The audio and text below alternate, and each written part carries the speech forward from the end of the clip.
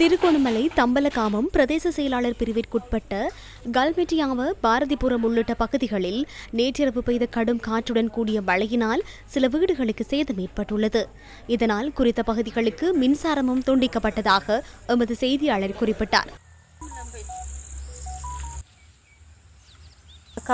பெரிய காத்தடிச்சாலும் இந்த வீடு அங்கட அப்படியோ உடைஞ்சி விழுந்துட்டு தளவாடங்கள் எல்லாம் சரியான கஷ்டத்தில் மத்தியில் இருக்கிறோம். என்ன செய்கிறேன்னு தெரியாமல் நாங்கள் இந்த ஓட்டை வீட்டுக்குலாம் குந்திட்டு இருக்கோம். சமைக்கவும் இல்லாமல் தான் பெரிய கஷ்டமாக இருக்குது.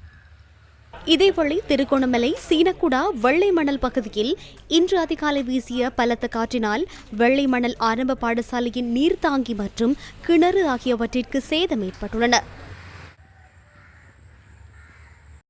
இதேவேளை மேல் சபரகமுவ மற்றும் வடமேல் மாகாணங்களிலும் நூரலியா, கண்டி, காலி, மாத்தறை மாவட்டங்களின் சில பகுதிகளிலும் இன்று 100 மில்லிமீட்டருக்கும் அதிகூடிய பலத்த மழை வீழ்ச்சி பதிவாகும் என எதிர்வு கூறப்பட்டுள்ளது.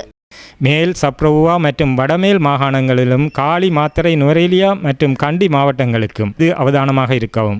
நாட்டில் தென்மேற்கு பருவப்பேச்சு மழை நிலைமை படிப்படியாக ஸ்தாபிக்கப்பட்டு வருகின்ற காரணமாக இதன் தாக்கம் காரணமாக நாட்டின் தென்மேற்கு பகுதிகளில் நாளை 19ஆம் தேதி காலை 9 மணி வரை மழை நிலைமை அதிகரிக்கக்கூடிய சாத்தியம் காணப்படுகின்றது. மேல் சப்ரவுவா மற்றும் வடமேல் மாகாணங்களிலும் காலி, மாத்தறை, நுரேலியா மற்றும் கண்டி மாவட்டங்களிலும் சில இடங்களில் 100 மில்லிமீட்டருக்கு அதிகமான பலத்த மழை வீழ்ச்சி எதிர்பார்க்கப்படுகிறது. 30 தொடக்கம் 40 கிலோமீட்டர் வேகத்தில் ஓரளவு பலத்த காற்று வீசும் என எதிர்பார்க்கப்படுகின்றது. இடியுடன் கூடிய மழை பெய்யும் போது தற்காலிகமாக பலத்த காற்று வீசுவதுடன் மின்னல் தாக்கங்கள் ஏற்படுவதற்கான வாய்ப்புகள் காணப்படுவது. அதிக மழையுடனான வானிலையினால் ராஜாங்கனை நீர்த்தேக்கத்தின் 4 வான்கதவுகள் இன்று காலை முதல் 2 அடி வரை திறக்கப்பட்டுள்ளன. அதிலிருந்து வெளியேறும் நீர் கலாமுகாவுக்கு விடுவிக்கப்படுகின்றது. மகாபலி கங்கையின் நீரேந்து பகுதிகளில் மழை பெய்து வருகின்றது. இதனால் பொல்கொல்ல மகாபலி அணைக்கட்டின் 3 வான்கதவுகள் திறக்கப்பட்டுள்ளன.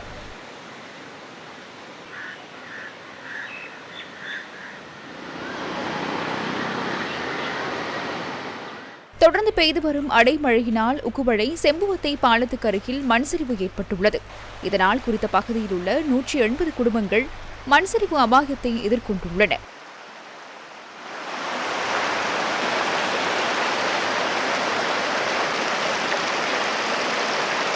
இதனிடையே இன்று காலை சீனிகம கடற்கரையில் மீன்பிடி படகொன்று கரையொதுங்கியுள்ளதுடன் படகு முற்றிலுமாக சேதமடைந்துள்ளது.